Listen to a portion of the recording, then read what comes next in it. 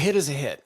A hit is a hit. And it doesn't, listen, the thing, I really believe this, and I believe it for games as well. If a song is a hit in Florida, and it's a pop song, it's not regional for any specific reason, it's not a song about a Florida restaurant chain or something, it's going to be a hit in Chicago, it's going to be a hit in Maine, it's going to be a hit in California. I don't know if that's as prevalent in Europe, meaning if a song is a hit in Portugal, it probably may not necessarily be a hit in Denmark, right? So, but it might be, Typically is. Yeah, right. It typically is. And so I think a hit is a hit is something that they can think and be different. Like, it's fine if you have a Billie Eilish clone or a whoever clone, it's fine. But Billie Eilish was Billie Eilish for a reason. She started it, and you make your money on the Billie Eilishes, and you can make some money on the clones. But I think, be first and be different. It would be the thing I would hope that they would take away from it.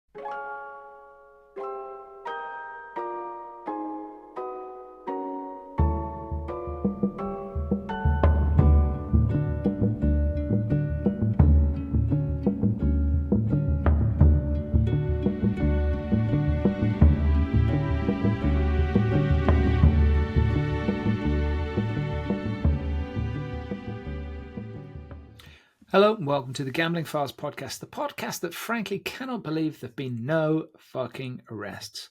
I'm one of your hosts, John Bruford, joined by your other host, Fintan Costello. Fintan, hello. Never, ever charged. Do you know, no, we were just talking about this before we hit record, and I'm just looking at what do you call it? Global Gaming Monitor? Global Gaming Monitor. And the story by none other than Jess Marquez. Do you read any of Jess's stuff? He's very, very good.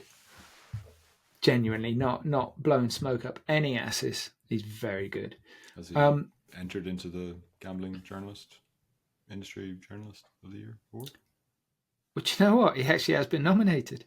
Has he? Yeah, he has. And he is terrific. I'm a fan of his. But the story says, so Caesars, get this, I love the terminology here. Caesars agrees to $7.8 million AML fine. Like, yeah, we'll take the $7.8 million, thank you. We'll take the lowest one, thanks. Relating to convicted bookie Matt Bowyer. And it's the opening line is, with the complaint against Caesars, each of the big three operators in Las Vegas have faced AML fines this year. Right? So the big three operators in Vegas are, those three. Mm-hmm.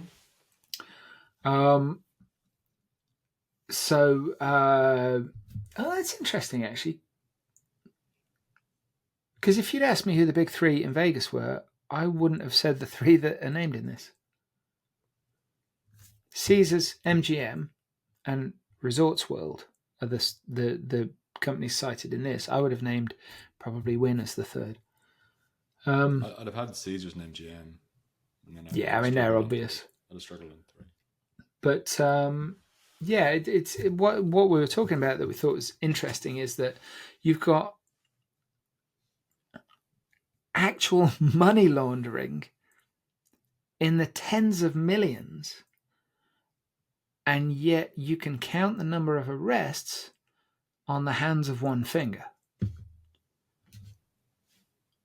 I don't understand that. I get that it's licensed and people lose their licenses or whatever. But like if I were found to be laundering money in my local bookies, my ass would go to jail. That's how money laundering works, because it's not generally considered to be a good thing. Yeah. Look, it's we don't know all the facts. Let's just caveat this. Hang on a second here. Were you following that story with the chap from MGM who went to Resorts World? No. The reporting was extensive. Howard Stutz did some really good stuff. Jess Marquez did some really, really good stuff. There's some really excellent reporting out there. We know a lot. And then the gentleman, it's been suggested that he's not going to be working in the gambling industry anymore, which probably suggests he's working as a consultant somewhere in the gambling industry right now.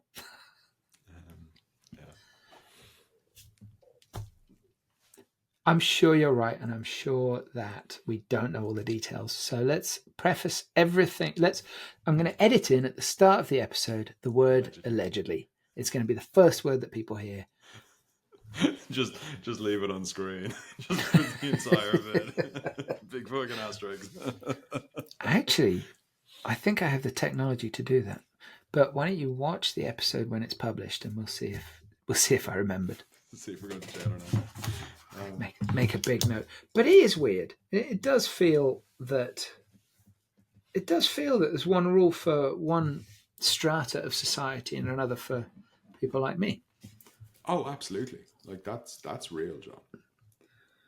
Yeah, so it's not a victim mentality when it's real, is it? It's completely real. For sure. Like there's definitely different rules. Hands down, like yes. And does that seem right to anybody? Depends on which side of the coin you're sitting on, buddy. Yeah, but there's the one side of the coin where almost everybody is, and the other side of the coin where there's like a few people. Yeah, it's right. Cheer me up. Do you know any good jokes? No. Fuck.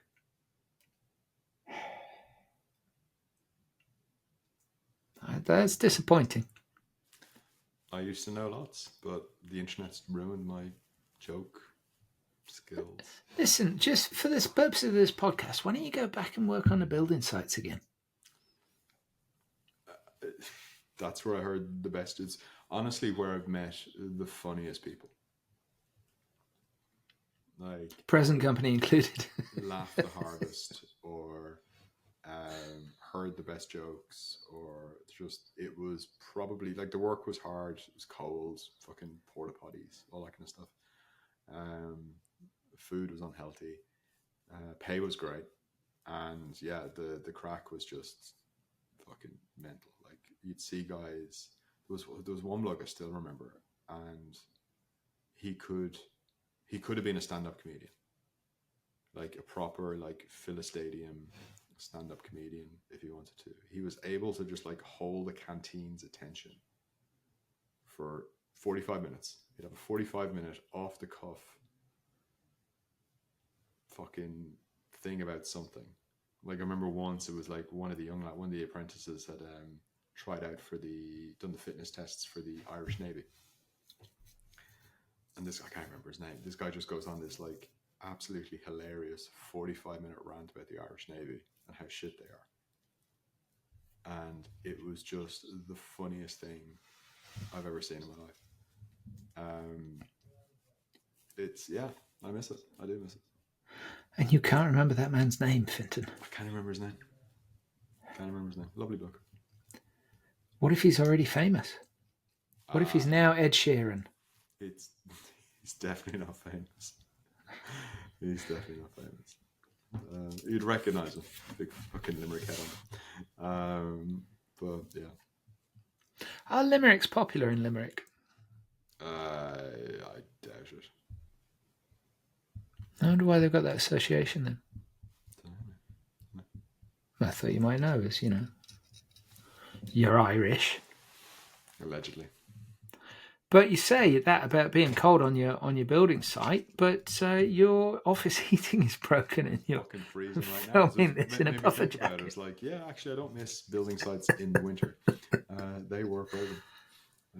Well, the trick was just work harder and stay warm. Right? It's hard to do when you're sitting on your ass talking shite into a microphone. No, I find this hard work. It's mostly because you're here.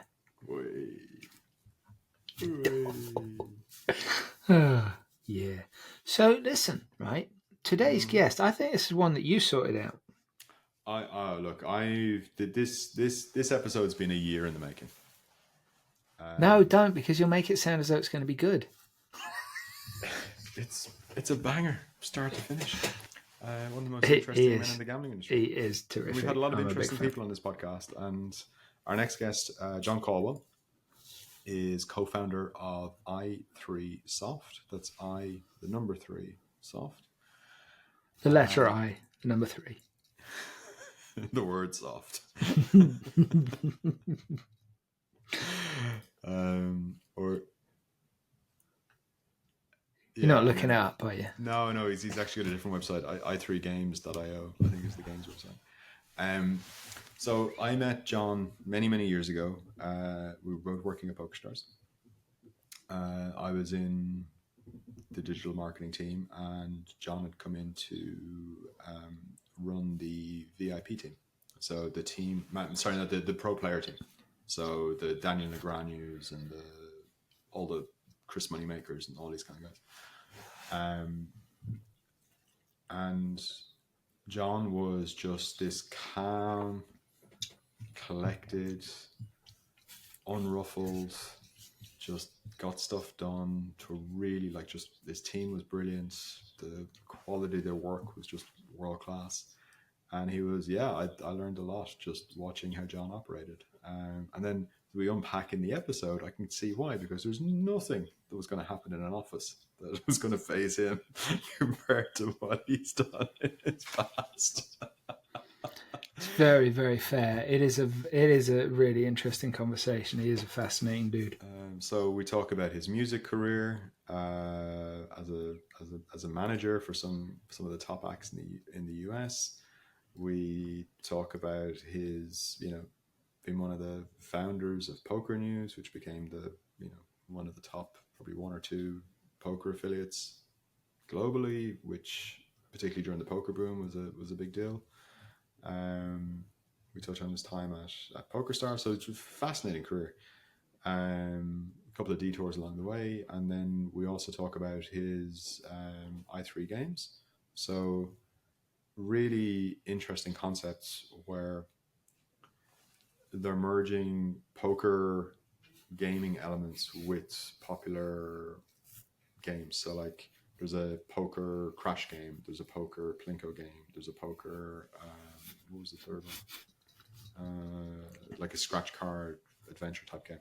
And the game mechanics, like, so Plinko's Plinko, but like the game mechanics of actually how you layer in poker is actually super interesting. So the games are flying. They're doing really well. Flying crash game. The Crash Joker, their crash game is class. So they're producing a bunch of these games. They've also got some really innovative solutions for multi-table poker tournaments as well. So it's really clever stuff that's really close to coming. And these games are in the meantime. But if you're looking for some innovative, highly engaging, differentiated games, absolutely give John a call or book a demo. Or actually, the demos are available on the i3games.io and check them out. But John's story, like, if I could live half the life, amazing. Just amazing. It is wild. And we never even asked him for some podcasting tips. He had one of the, he's an award-winning podcaster.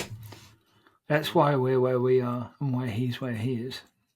And but yeah, wonderful man, lovely person, and brilliant stories. And it's one of those things, like, we could have just like gone for 5 more hours and just kept him talking. It does feel, we could have done way more.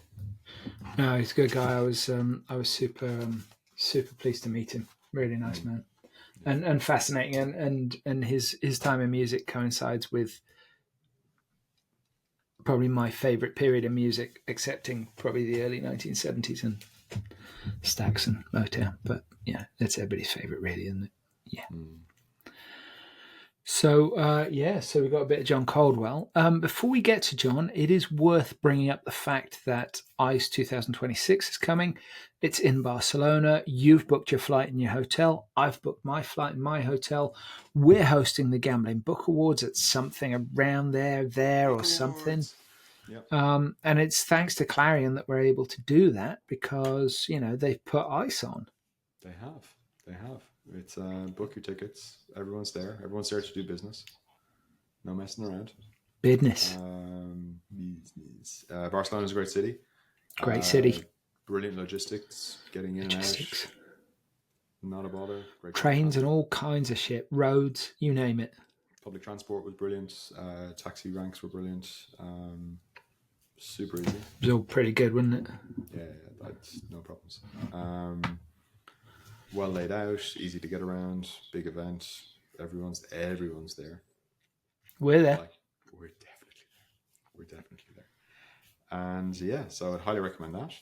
I'd also highly recommend other people that'll be there will be Optimove. They always have a big stand. It's always nice for us to go visit them. Our other amazing sponsors. It's a good call. Have you noticed they've got a bit of a new look recently? Haven't. Have they done a brand refresh? I think they have. Have they? Go have a look. Tell me if I'm wrong. Optimove. Oh, they have new logo. Yeah. Ooh, new logo. Who this? It's pretty nice, that, isn't it? What's the web address, Fintan? Optimove.com.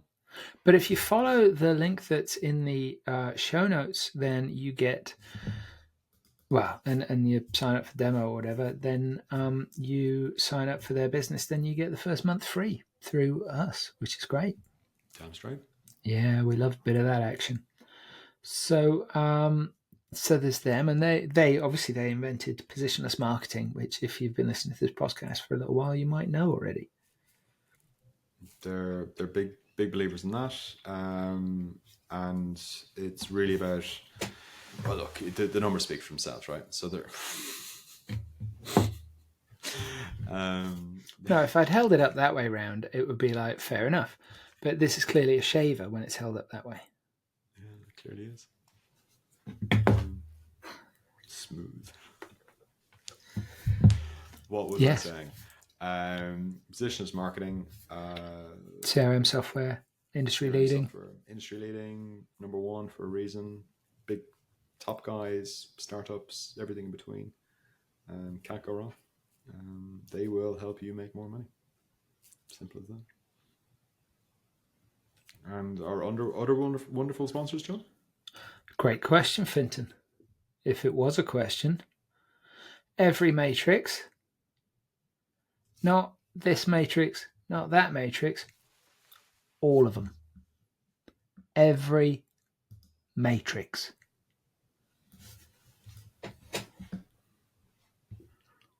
I'm leaving it there because that's enough said, I think. So, appreciate that. So, we're sponsored by Odds Matrix, which is part of Every Matrix. No, we're sponsored by Every Matrix now. Oh, it's changed, is it? Okay, yeah. Take it back. Months ago. I was on my grand tour of Australia. There's a lot of emails I haven't read. Fair. So, we're sponsored by Every Matrix,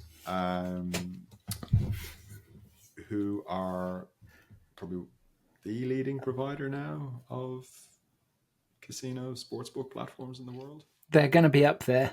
I'm going to throw it out there. Prove me wrong. Come at me, bro. Every Matrix legal. No, Fintan, we can't say this. Stop it. But they know that as an independent, then you're entitled to your opinion, even if it's wrong. Journalistic exemptions we're going to throw out. I'm sure that's the thing. But look, yeah, journalists definitely don't need to know things. They power tier one operators in a bunch of different countries. They can tailor and customize whatever you need in whatever market you need in a full stack platform provision. So sportsbook, casino, slots aggregate, game aggregation, payments, affiliates, and there's a bunch more I probably fucking don't even know about. It's all there. CRM support integrates with Optimove. They're great. They're flying. Big brands in every country use them. They can, whatever you need, you want to get up off the ground, you're tired of your current provider, you want to switch, happens all the time. People are constantly switching to Every Matrix, and it's just a no-brainer. So, use the link, give them a shout, get the demo, and see why we're right. That was nicely summarized. I mean, arguably even better than I'm just going to leave it there. Also, while you were doing that, I was doing some Matrix-like effects. Oh, is that what it was? I thought you were going to do bullet time. Oh, I'll do that next edition. Yeah. So we are going to meet John Caldwell of i3Soft. We love a bit of John Caldwell. Big fan. And we hope you enjoy the episode. If anybody's got any questions about anything, you can always email us or message us on LinkedIn or some shit like that. We're receptive. Probably me more than Fintan because he's a lot busier than I am. We're joined by this week's guest on the Gambling Files podcast. I'm going to introduce him in just a moment, but I was told that I could tell a shit joke, so I'm going to tell a shit joke. And in true normal order of things, I'm probably going to tell it quite badly. A horse walks into a bar, orders a pint of beer. Bartender says, "You're in here a lot. You having some troubles with alcohol, maybe? Could you be suffering a little alcoholism?" The horse says, "I don't think I am," and vanishes from existence. Because the joke is about Descartes' famous philosophy line, "I think, therefore I am." But if I'd explained that first, I would have been putting Descartes before the horse. Thank you. It's too bad because I have a soundboard on this thing, and I used to have a rim shot. I don't think you guys can hear it though. Can you hear this? Yes, we can. We'll take that. We'll take that. Yeah, there you go. That's John's Christmas present sorted. Soundboard for John. Done. You know, I need no encouragement, Fintan. I reckon you've teed that up as like a shit joke. That is probably the best joke you've ever told on the podcast. No, it's The not. crowd loves it. I'm a fan. It's the best joke I've probably been able to leave in. That is true. So we're joined by John Caldwell, who is a co-founder of i3Soft, which we're told, just before I press record, is a global gaming empire with up to 37 employees. John Caldwell, welcome to the podcast. Thank you for joining us. Thank you very much. Thank you very much. Happy to be here. I think, actually, I was thinking about this earlier. I'm pretty sure the last gambling podcast I did, but the last podcast I did was when I signed off my podcast in 2011. So I'm not a big podcast guy. I don't do a lot of stuff, but I had lunch with Fenton a year ago and I told him I'd come on next week. And so here we are. 2 years ago. Okay. Well, even better. Fintan, to be fair then, it's not just me that does things at a glacial pace. Yeah. Well, I told him the game's coming out next week, so I'll be on, and here we are 2 years later. The biggest lie in software is, yeah, we're shipping next week. Like they promised me, like they'd never lie. Exactly. So I've been dying to get John on as a guest forever. And I'm going to officially brand him as one of the most interesting people in the gambling industry. And we've had a lot of interesting people on the industry, on the podcast. And also probably one of the most sensible people who's I've briefly worked in the same vicinity as John. I wouldn't say we worked together, but we were definitely like cubicle neighbors kind of thing. And some days I'd be sitting there going like, I'm surrounded by madness. This is crazy. And then John was just this amazing calming influence. And he would just give me this little nod and go, "Hey, you're doing all right." And then just walk off. Well, I'll tell you what happened. And it was just that little kind of like, oh, yeah, okay, it's not just me. This is actually quite crazy. Exactly. Well, that was Fenton was at Poker Stars for a while with me. And then when Fenton left, he went to Google and we all went into the kitchen and said, somebody went from this company to Google. That's a real company, right? In a real industry. What's happening? How did he manage that? Honestly, they were just terrified I was going to Full Tilt. That's all anybody cared. Yeah, Are you going to Full Tilt? I'm not going to Full Tilt. Yeah. I think what you'll find with Fintan was that he was the 37th employee at Google. I wish. And he walked in the door and they were all like, "Who the fuck hired this guy? What does he do?" I don't know. Must have been. Even if I was in the low thousands, I wouldn't be here right now. I was 11. I was number 1100, and I joined in 09. And the only reason I know that is I got a plaque because we dealt 50 billion hands or something of poker, I forget. And it said John Caldwell, number 11 of whatever. So nice round number. Anyway, that's a good round number. But your journey to poker is not the traditional path. We've had some good non-traditional path stories on this podcast. So you're going to have to go some with this. So let's skip prior. Let's jump back a couple of, and then we'll work back up to poker news and poker stars. So pre-poker industry, what were you doing? Yeah, I mean, I grew up in Los Angeles, in the metal scene, when the the skirts were short, and the hair was long, and was kind of a scene stir, and just sort of in the middle of it, and that led to uh, one guy just coming up to me at a club that I'd seen at stuff a bunch, and he just said, I always see you at the good shows. I was like, been to some pretty shitty shows as well, but do you want to have an internship? Would you like to be interested in being an internship where I work? Where do you work? Atlantic Records. As a matter of fact, I would. And so I got absolutely lucky and stumbled in the door at Atlantic Records and became an A&R intern. A&R is the part of the business that recruits new talent, signs new bands, et cetera, et cetera. As if I couldn't have gotten any more lucky, I spent a grand total of, well, first of all, I spent 9 months. This is how you get into show business, folks. I spent a grand total of 9 months at Poker Stars at Atlantic Records, working full time, unpaid. And in fact, I paid for my own parking in the building, which was $85 a month. So I was actually net negative $85 a month for the privilege of being a free job in the music business. And then in true Time Warner fashion, I got a job. But for the last 3 months of my internship, I was actually unpaid, full time, supervising 2 paid employees. And so that gives you a little insight into the glamour of the music business.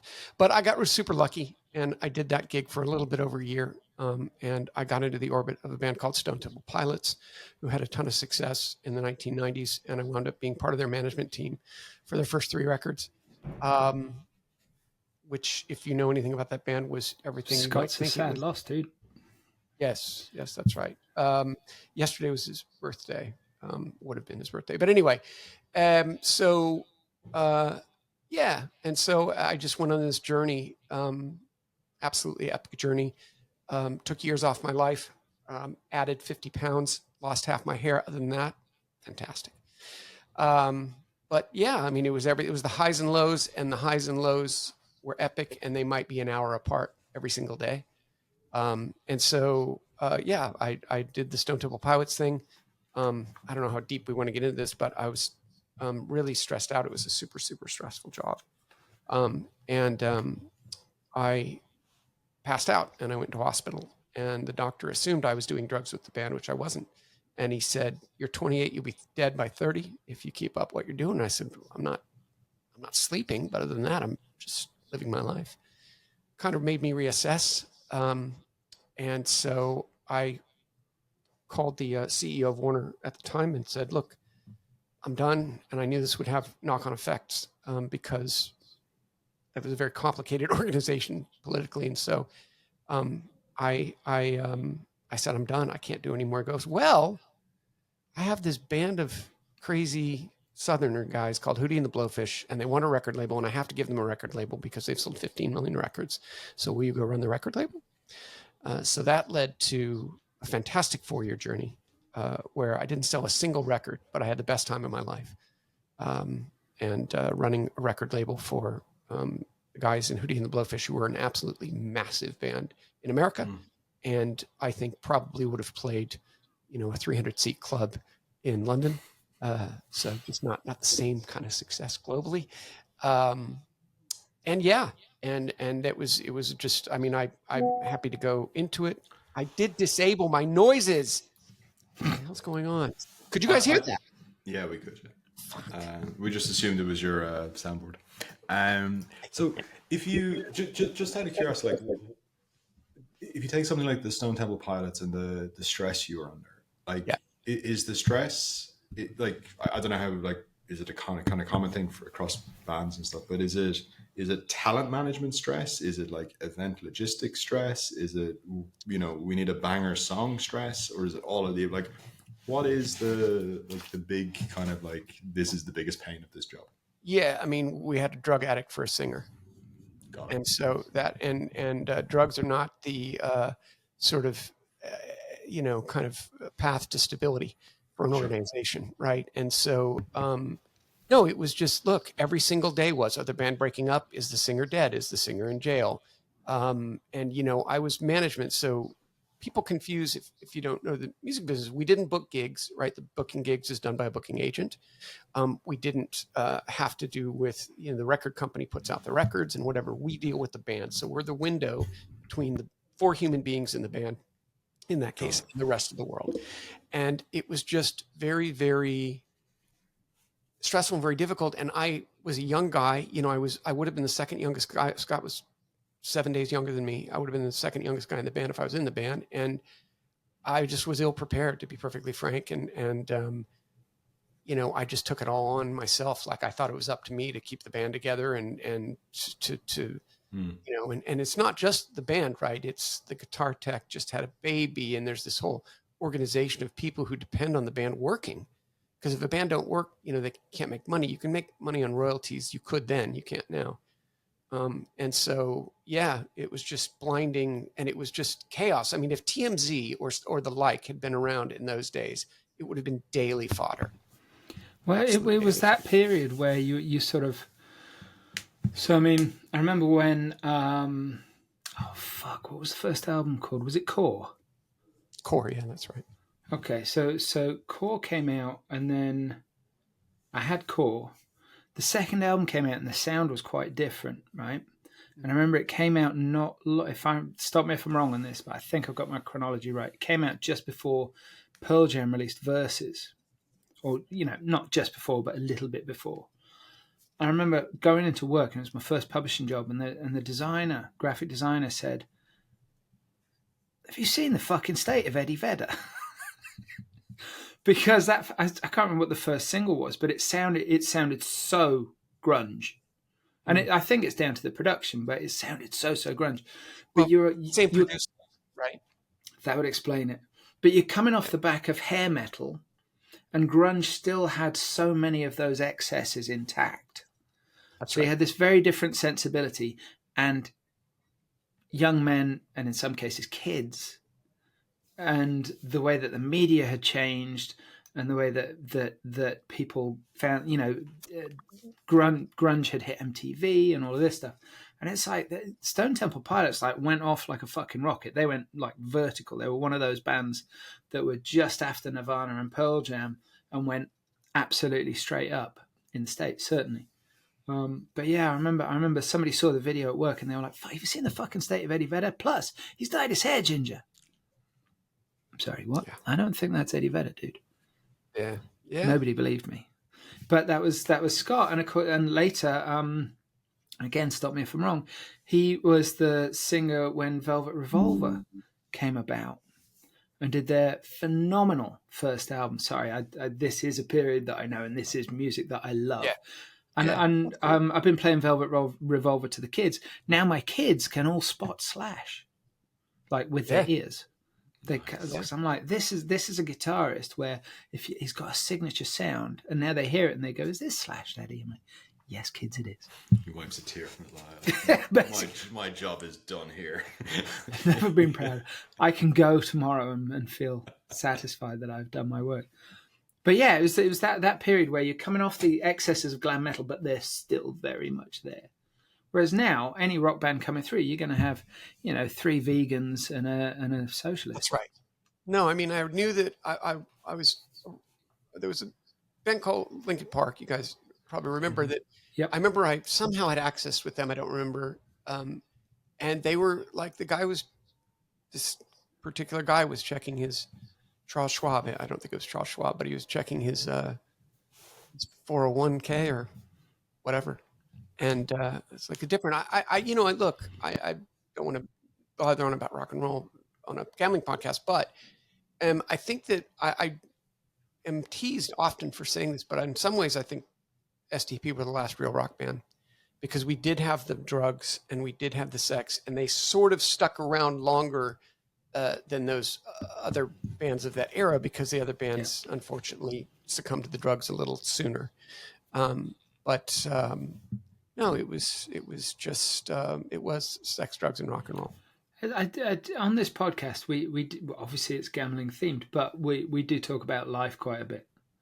Good. So it's like I we're not talking prefer about it. rock and I roll. mean, We're talking about your life. I talk about gambling all day. So this is, but at the same time, I want to be very, I just don't want to have people tune in to hear something and you guys want to, but we can talk about rock and roll all the time if you want. John, right? I think in terms of as gambling industry superhero stories, you're right up there, but I think you're second to Gary Green. Gary Green. Gary Green is Right. the percussionist in Hootie and the Blowfish, so I don't think you're talking about the same guy. Who It's are we a talking different about? one. So, God, I hope I've just got his name right. Really bad, I was wouldn't going it? to say, it doesn't sound familiar. Hang on. Oh, for fuck's sake, I did get his name wrong. What an idiot. But just let me double, triple check that I've got the name that I think is right. Gary's just sitting there at home going, they're not talking about me. This is awful. Yeah, Gary Goddard. So Gary was a folk musician back in the day. Oh, And he did a song that Frank Black covered, and I've got a live version on a playlist. It's I think it's called That Old Time Rock and Roll, and it's an absolute belter of a song. But Gary told us this story. Well, me, because Fintan was on his extended executive summer holiday. congrats. But he told me this story about he was running a cafe in the sort of 1970s, and he was a poet as well.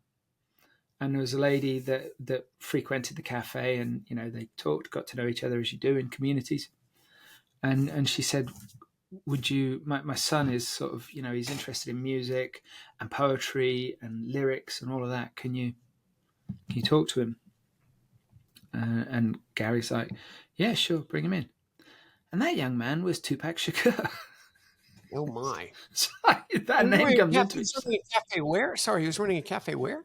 I can't remember where the cafe was. Yeah, in America. Oh, it was America. Okay, yeah. But it's I can't remember when we recorded the episode in the summer, so it's it would probably have been Oakland. I think that's where Tupac reps. I mean, it probably is. I don't, but it was just like the way, because all those things coming together in a person like Gary, would have a huge impression on a teenage anybody. Like background in the music industry, working as a poet, and the angry young man kind of poet, would have a. I mean, what a fantastic collection of traits for a young rapper to stumble across. Yeah, it's glorious. Just love it. Sorry. So there's no shame in being second to Gary. No. Listen, I'm happy to. It's not a contest, I think it is. I'm very proud of my background, but it's I don't talk about it much. Chris Grove, if he listens to this, is laughing right now because he thinks I tell too many rock and roll stories, because I try sometimes to equate them to music business. I'll tell you that running a software company that publishes games, I'm struck almost daily how similar that is to putting out songs a hit, or it's not. You've got to hit to a certain degree, and then you've got to break that hit more, and then you want to put a collection of those songs together to make them make sense. And I totally hear. I always liken working in publishing to working in a kitchen. And it's actually I've only met one other person that's worked in a kitchen, which is Robin at IGB. And as soon as I said it to him, he's like, I say that to people all the time. But he's the only other person I've met that's worked in a commercial kitchen. And he's like, oh yeah, it's just like it. Yes, thank you, it fucking is. But look, I never talk about my trip to Detroit, do I, Fintan? He never brings it up. He never, because John's got a music connection. You went to a show in Detroit once, and you saw Eminem's gardener's dog. Close. It was a guess. It was a wild guess. That's not bad. That is not bad at all. I went to a party in Detroit. I went to the 8 Mile DVD launch party, and it was in the Shelter. It was in the actual club that the 8 Mile movie is based on. Yep. And Exhibit played, and then D12, and then Eminem came on and played with D12, and then Eminem did a solo set. And I had a couple of beers with Eminem's bestie. There it is. So basically the exact same level of access that I had in the 10 years I was in the music business. And I just did it in a day, really. Exactly. Well, you're smart. You got out. I had to, take years off the end of my life. Yeah, so you made it past 30, though, I think. I did. Yeah, just a little. No, I did. I mean, I did the Hootie thing, and then music died, as you might remember. Napster came in, and the commercial viability of the music business died. And so I was young. I had money and time, which is just a deadly combination. So I started gambling, and that I started playing a ton of poker. This is before the moneymaker thing, and I just couldn't find any information around what was happening. And I remember I went to the MTV. I never drink. I'm not a drinker. And so I went to the MTV Awards in what I thought might be my last MTV Awards that I would have that type of access to. And I got absolutely fucking obliterated. And at 7 a.m. the next morning, my phone rang, and it was +37 or some number. And I was like, what is this? But in my business, I was still a manager at that time. You've got to pick up the phone. That's the biggest pain in the ass, by the way, about being a manager, is you have to pick up your phone. I don't know what it's like today because I haven't done it since the mid 2000s. But so I pick up the phone, and it's like, is this John Caldwell, the writer? I'm like, nope. And there's a guy called John Caldwell who is a writer who owns johncaldwell.com. And I just assumed this is who they meant. And it's like, oh, I'm looking for John Caldwell, the writer. My name is Tony G. Said, okay. No idea who Tony G was. Thank you very much. And so that led to us starting Poker News. He had a site called pokernews.info. And I kind of said, .info. I looked, did one of these on the phone, like, yeah, good luck with that. And that started a 4-year journey of doing pokernews.com, where I was the first CEO. A lot of the same sort of rock, less drugs, to be fair, less drugs. Less sex. Yeah, less sex, for sure. Less sex.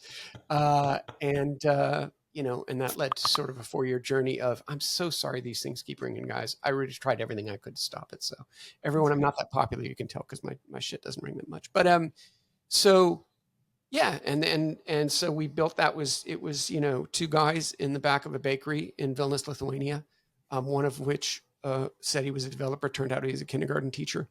Nice guy, by the way. And another guy, neither of whom's last names I could pronounce. And we just built that business from 2 people. It was, I think, about 80 when I left. And, it's to this day, probably arguably the preeminent poker information portal on the internet. Super proud of what we did there. Challenging at times, certainly. Had very different views with people there, but we succeeded, and we built it into a big business. And that led to me sort of being, it's kind of the same story, really. I wasn't in the hospital or anything like that, but I was absolutely exasperated and absolutely over it. And I got a phone call. And the phone call was, look, we need you're from Celebrity. And we need someone to run the celebrity department at PokerStars. And we'd been obviously a partner and an affiliate of PokerStars for years, since nearly the beginning. Would you consider coming in and being a director and working on the TV shows and doing some of the show business stuff, and as well as the athletes, actors, and of course professional poker players that endorse the brand? And I said sure. And so that was a great transition for me, because I was definitely over it. I moved to London from about 100 meters from the beach right there in Southern California. So that was not ideal. But I got to see Fenton Costello nearly every day for the first 4 months. No. Yeah, that was. I don't know if that was your highlight, but it. Okay, so first of all, we did just gloss over the MTV Music Awards, which Yeah. I was feels like actually killing members of Living Color at Papa Shot. Do you guys know what Papa Shot is? It's like a little no. basketball game in a bar that you shoot basketballs as fast as you can I into thought a you were hoop. going to say, Oh, do you yeah. guys know who Living Color is? I'm like, fuck off. I was destroying Will Calhoun, who was the drummer of Living Color at the time. What a drummer he was. What a drummer. Yes, indeed. That One band, of- by the way, musicianship, I'd go toe to toe with them with almost anybody. Absolutely Oh, terrific. no, absolutely. They're one of the few bands where every single member of the band could be a jazz Could- musician. Well, they were. I mean, that's kind of where they came from. They were like, I listen, figured Will was because you can hear that. yeah, But Yeah. Muzz actually left to play jazz, didn't he?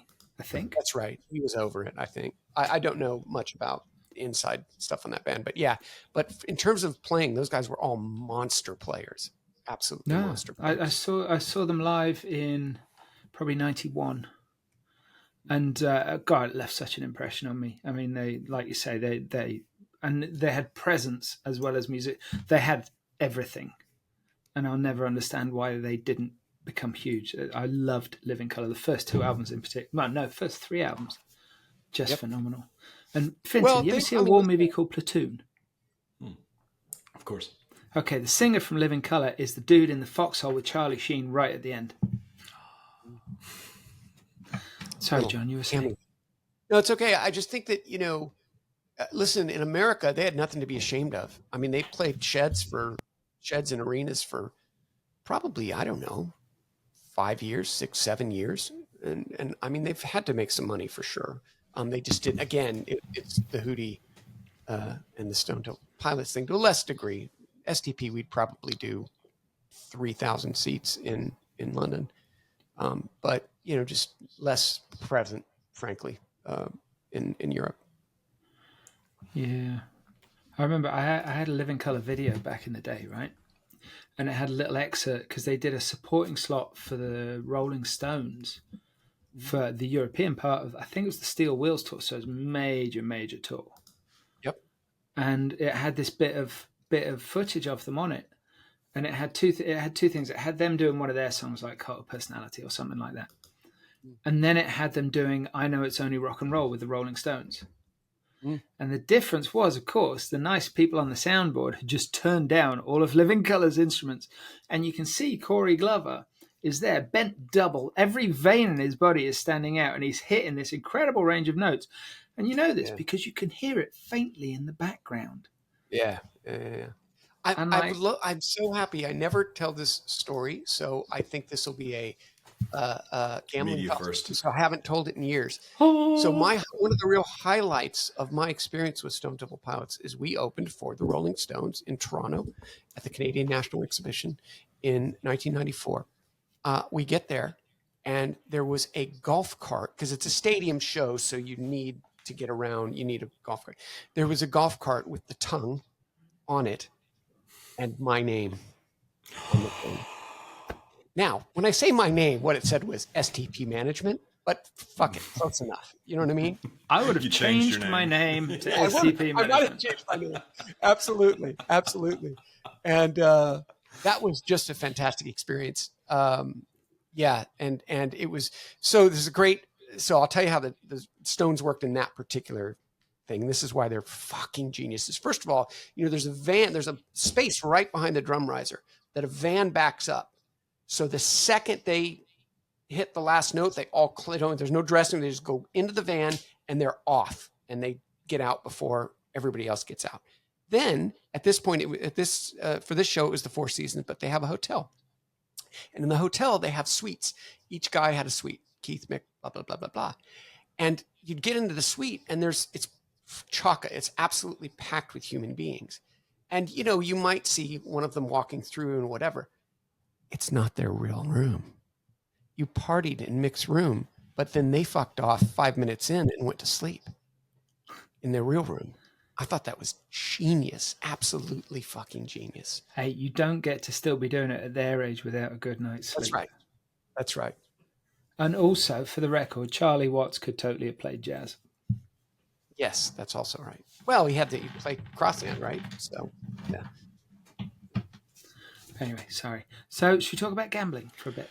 If you want, got 20 minutes. If you want, we can just I'm sure at this point people have tuned out. They're asleep. They're like, No, and this We get that a lot. this is perfect. So obviously big stint at Poker News, built that up from 4 people to an absolute, like, the biggest or one of the biggest poker affiliates in the world, plus Yep. the best resource at the time. Flipped over to PokerStars, which was the premium poker brand, doing the cool stuff of, like, the celebrities, and I know what a big deal, like the World Series, and making sure you've got the right sponsored players for the final table. And I know there was a whole kind of, like, like, there was always, like, I don't know how you manage that, but that feels like a story. So It I could be did an episode in its own, right? that was my job, was patching the players for 2 years. I think it might have been 1 year because Black Friday happened in there. But the Duhamel year, it's just such a classic PokerStar story. So how it would work is basically it was us and Tilt. They had a guy called Chris Porter, and me and Brian Balsba, who's an agent guy in the poker business, were going around and hustling. And you're down to 150 players. You're down, and it's sort of like a stock exercise, stock trading, in that you want to buy the guy you think's got a shot early, because at 100 people, he's cheaper than he's going to be at 20, right? And so I was so proud of myself when we had everybody patched. It was around 40 something players, and I'd spent a third of what they'd spent the prior year, which I didn't do it. And we had something like 80% of the field with 40 something left in PokerStars patches. Well, I don't know if you know this, but poker is a game where it doesn't always, it's not ran like, people get eliminated, and it's not, they don't care who the patch is. So we had, I think, 80% at 40 players. And when the final table came, we had 2 of the 9.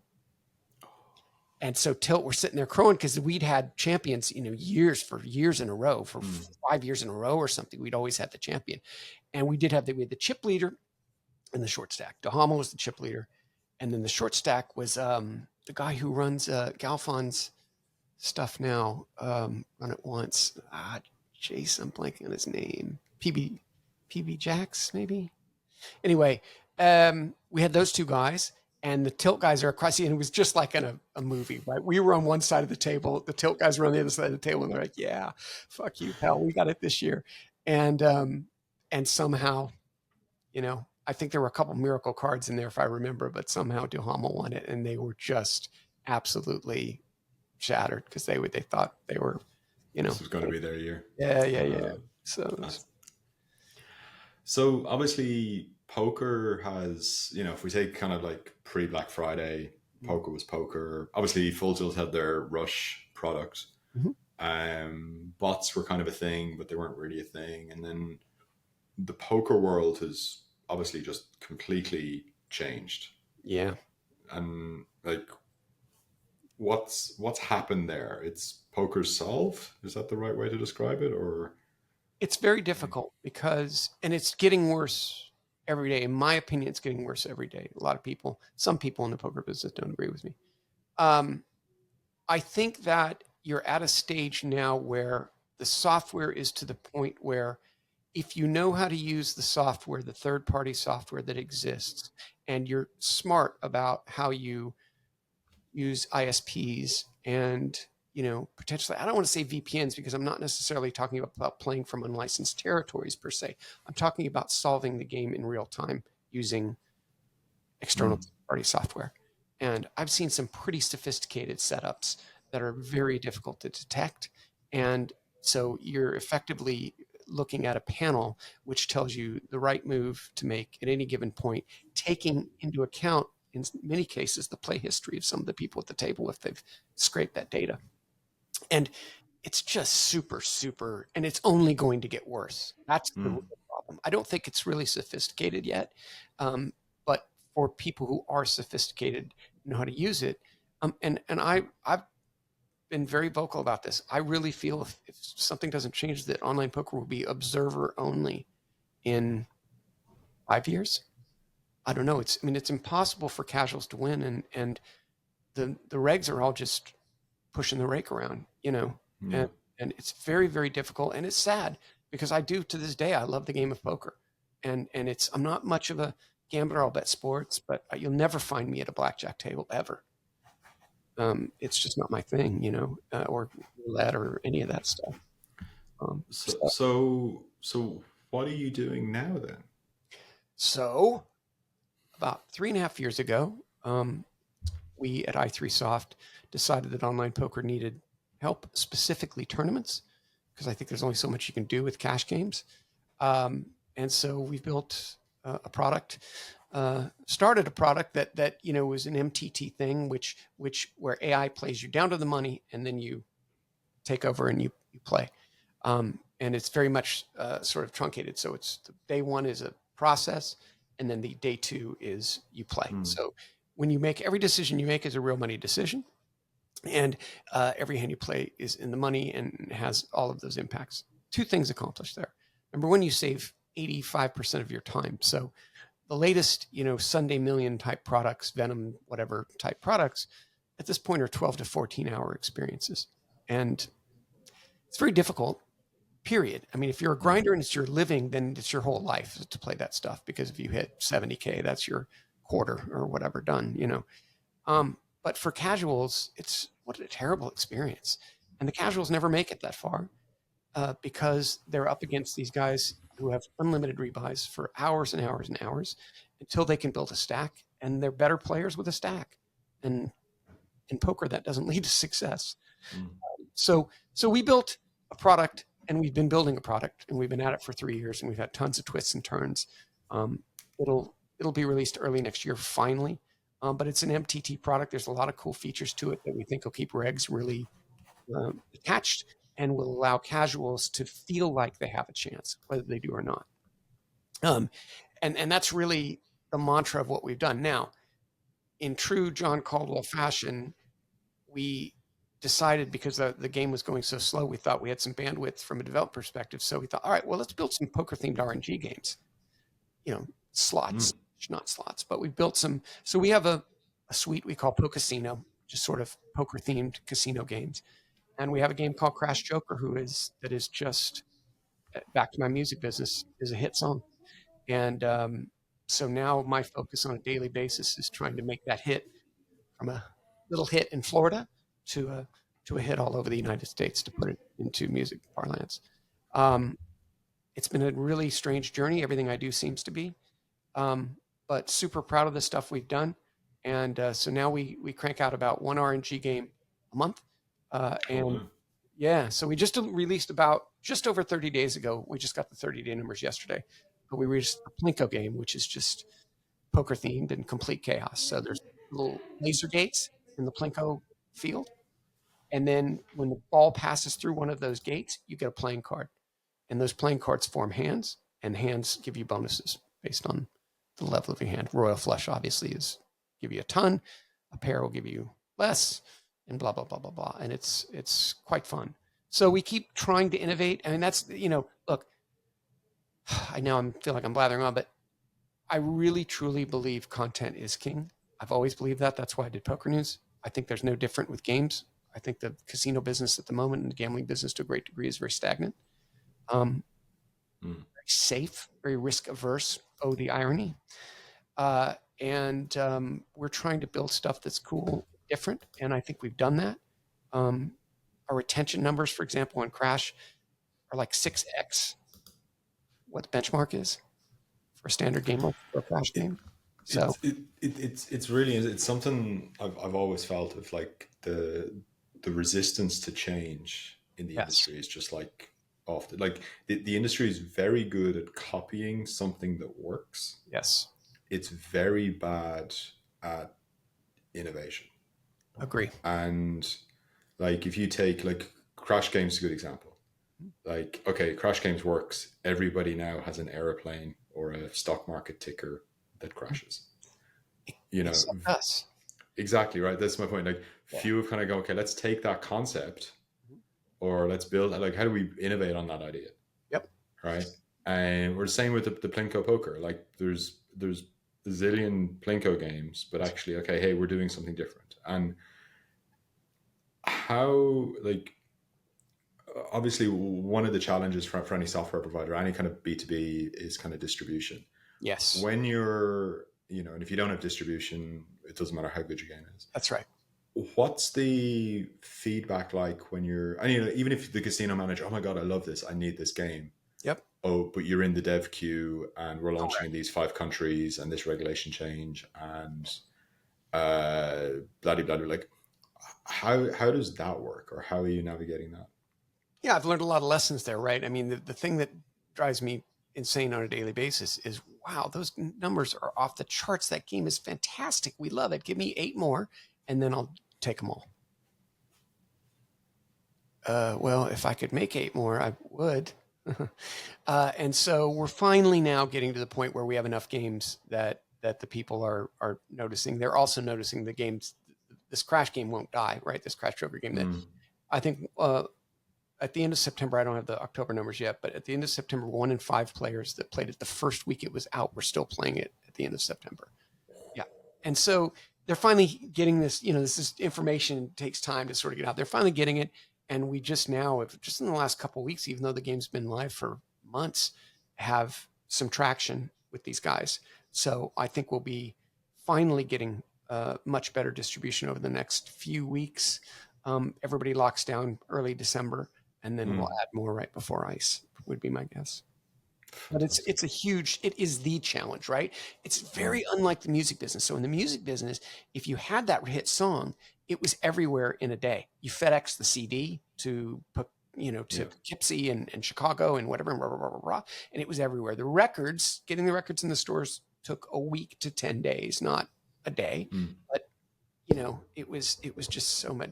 It's a real lesson. I mean, it was really, really a lesson for me. What could the casino managers learn from the music industry? A hit is a hit.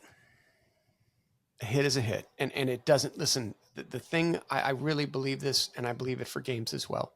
If a song is a hit in Florida, and it's a pop song, it's not regional for any specific reason, it's not a song about a Florida restaurant chain or something, it's going to be a hit in Chicago, it's going to be a hit in Maine, it's going to be a hit in California.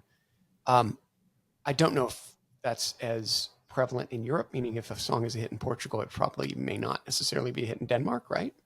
So, but it might be, Typically is. Yeah, right. It typically is. And so I think a hit is a hit is something that they can think and be different, man.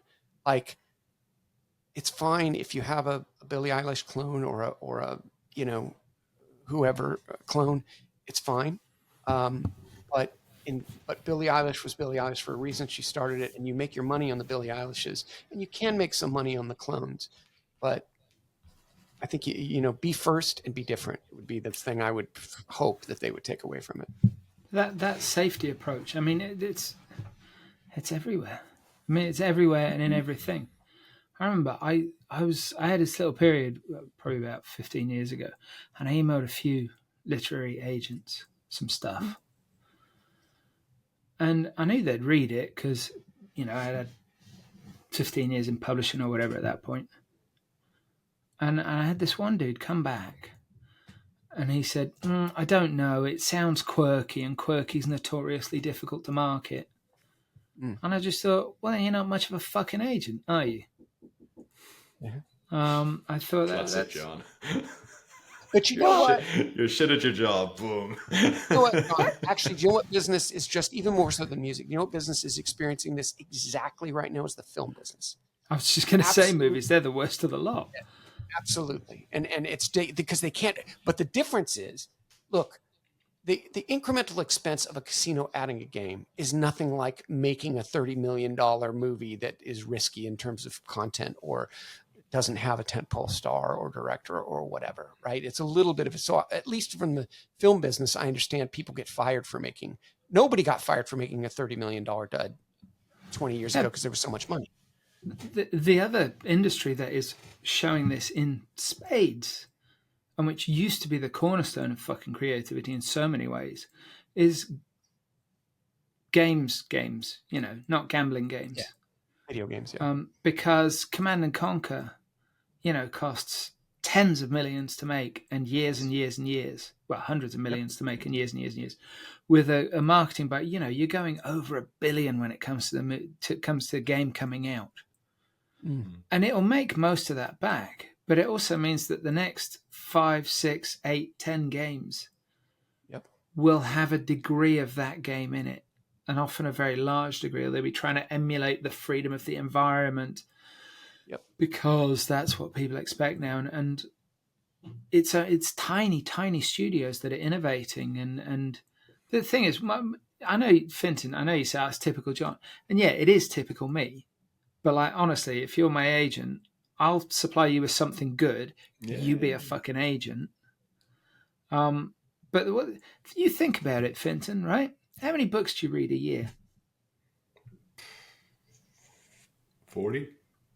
Okay, say you read 40 books a year. How many of those do you remember in 5 years' time? Probably 5. Interesting. I'd say it's less. I'd say it's 2 or 3. 1. Right? Yeah, for me, it's 1. That's for sure. Yeah. So if you think of successful books in recent years that you could describe as quirky, I'm going to name a few of those for you. Here are some books that you could describe as quirky, right? Harry fucking Potter. The Time Traveler's Wife. Animal Farm. Do you know what I'm saying? Harry Potter wasn't. There was another book written by a British author where that doesn't mean they're both not quirky, does it? Well, it's not quirky though. It's been done. Like that was like there was nothing quirky about Harry Potter. There was a hang on a second. It doesn't have to be quirky to you and me. Quirky to a book publisher who's never published anything like that before. Oh, okay, fair enough. But Harry Potter was actually a safe bet because there's a series of kids books about a young witch that goes to witch school. Oh no, totally, and they're very famous, but they're decades old as well. You're talking about Worst Witch. Yeah, that's very old, right? It's not a safe bet because if it was a safe bet, she wouldn't have had those tens of rejection letters. That's a fair point. That's not a safe bet. I missed my joke, which I was going to say. I'm sorry. Which school? Oh, fuck. One of my favourites is I went to the doctor. Oh, where'd you go to the doctor? Oh, in Ludlow. Which doctor? No, just went to a regular GP. John, I kind of feel like we were maybe separated at birth and hair. Yeah, well, listen, I'm right behind you. Right behind you, pal. I knew you two. No, you're not. I knew you two again. So, if people want to contact you, John, and say, "Hey, I need a bit of Crash Joker in my life," yeah, I mean, i3games.io. Everybody can try our games for free for any time. i3games.io, and I'm on LinkedIn and Twitter. I'm not a social media guy at all. In fact, my life goal is to delete my LinkedIn account. That will be literally the happiest day of my life. But anybody has an opportunity, please send it to me on LinkedIn. Thanks. Did you? There's something that came up earlier. You said about that band Linkin Park, but I did see a fantastic little meme the other day with LinkedIn Park on. That's it. That's it. Well, it's yeah. There you go. It would have pictures of listen, rock and roll. What can I tell you? We spent most of the time on rock and roll, but I'm super proud of what we've done at i3Soft. We have a hit. I've got to find a way to get that hit out to the masses, and that's what sort of is my current just obsession. And we actually have the product we set out to build. It's kind of the funny thing about this process is we decided we're going to make the most artisanal, beautiful pizza in the whole world with this poker product, and then is sort of like, why don't we try to make fried rice just to see if anybody likes it, and it's cheap and easy and whatever, and then suddenly everyone fried. There's a truism in gambling, in the gambling industry, that always plays out, and it's really simple. All roads lead to casino. Right. Well, that's it. At some point, you've got a casino product on your hands because that's where the money is. Yep. Well, yeah. Hopefully your mouth to God's ears. What can I tell you? It's my mouth to God's ears because in this podcast, Fintan is God. Thank you very much, John. Got the hair, doesn't he? I mean, I'm always jealous of the hair. What have we talked about? What we talk about at lunch? I'm jealous of his hair, and he can grow a proper beard, like a fucking man beard, right? I'm like Karate Kid guy. I got my little wispy shit, and it's awful. It's can grow a embarrassing. beard, Fintan. Oh, for sure, yeah. Oh my God, Like, it's in like a He's week. man, been not keeping Mike. that quiet. Yeah, yeah. I'm not allowed though. My wife disapproves, so it's this is it. This is all I've got. Yeah. Wow. Yeah, I don't have the husband credits for a beard. So. No, but next time she's away, challenge. Challenge accepted. Go on. Let's do it. No, it's fine. It's fine. It gets itchy. It gets too itchy. I can't. You've got to power through that, Fintan. Yeah. You're used to doing things that make you uncomfortable. When you've been doing your ultra marathons and you're probably at the top of a mountain, you're thinking, why am I doing this? I shit my pants 5 miles ago. I feel terrible. I'm not allowed to grow a beard. What do you do, Fintan? You power through it. You can power through the itch. It's just a bit of an itchy face. Yeah, it's a good point. It's a good point you put it like that. Yeah. You got this, Just like Fintan. in We the believe in you. Yeah. Brilliant. Look, John, always thank you so much. No problem. Can't wait to catch up. John. Sorry. Yeah. The other John. Sorry. Can't wait to catch up in Barcelona. And yeah, look, keep us posted on the games and everything you're doing, and we'll be cheering you on from the sidelines. Will do, guys. Cheers. Thanks Come for the time. see us at the Gambling Book Awards in Barcelona. Thanks, John. I might. If you've enjoyed this episode of the Gambling Files podcast, please find us on LinkedIn. Give us a big, juicy, succulent like. That nearly went wrong. You can find us under the name The Gambling Files Podcast. You can find us on Twitter under The Gambling Files. I think the handle is just @GamblingFiles. You can connect to myself, John Bruford, or Fintan Costello, also on LinkedIn. We're also both on Twitter. And you can find all of our previous episodes at www.thegamblingfiles.com. If you enjoyed it, please share, tell your friends, tell your family, tell your colleagues, and we'll see you next time.